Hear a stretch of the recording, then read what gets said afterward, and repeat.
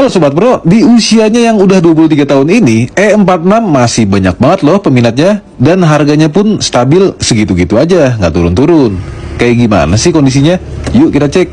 Di bagian interior, kondisi door trimnya masih cukup rapi. Untuk kulit joknya keriput pemakaian. Setirnya sedikit terkikis, tapi rekstirnya aman. Untuk tombol audio setir nggak ada yang fungsi ya. Lalu di instrumen cluster, indikator ABS nyala dan lampu depan kiri ada malfungsi. Untuk hasil scan-nya, ada malfungsi di pompa motor ABS dan speed sensor depan kiri. Coba kita clear. Setelah di-clear, ternyata dua DTC tersebut masih muncul juga. Nanti terakhir inspeksi, kita akan test drive dan live data untuk baca fungsi speed sensornya ya. Lalu untuk AC-nya cukup dingin di 8,6 derajat. Head unitnya udah upgrade, tersedia kamera mundur, shifting matic-nya juga normal. Untuk tombol-tombol AC dan power window kondisinya masih cukup oke. Di kabin belakang, door trimnya masih cakep, joknya juga masih layak. Untuk power window belakang kiri ini nggak fungsi, dan plafonnya hanya sedikit bagian yang mulai turun. Kita lanjut ke belakang. Untuk velgnya pakai BBS, bannya juga masih tebel, kampas rem masih tebel. Untuk lampu-lampu hidup semua dong. Kita masuk ke kolong. Untuk shock breaker dan brake system kering, nggak ada bocor. Boot asordanya masih oke, sasis kolong juga aman. Kita lanjut ke atas. Untuk pilar-pilar bagasi masih utuh, bagasinya belum pernah bongkaran, silen-silennya juga aman.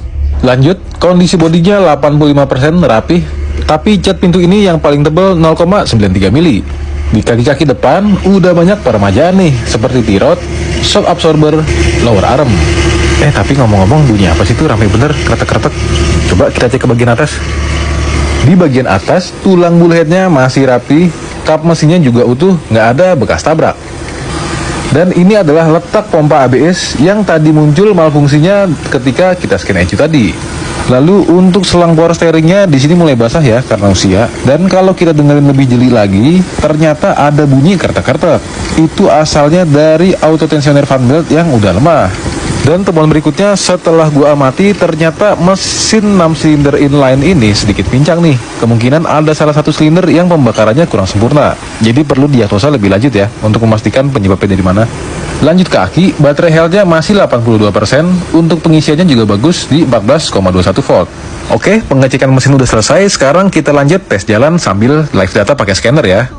Ini ketika tes jalan, lampu indikator ABS-nya dalam keadaan hidup. Nah, kita perhatiin nih speed sensornya.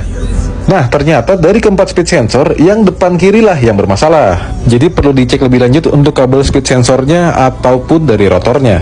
Lalu terkait DTC malfungsi dari pompa ABS-nya, perlu dicek lebih lanjut dinamo motornya. Jadi kesimpulannya, mobil ini rekomen untuk dibeli dengan catatan perlu beberapa perbaikan. Karena ya namanya mobil bekas pasti ada kurangnya dan perlu perbaikan. Dan untuk hasil inspeksinya udah kita jelaskan semua kepada pemilik mobil dan juga kepada customer kita. Jadi biar sama-sama tahu kondisi mobil yang mau dijual ataupun yang mau dibeli. Dan untuk keputusan beli atau enggaknya kita kembalikan kepada konsumen. Oke, selesai. Gue pamit. Sultan dari Mekanik Pro. Thanks.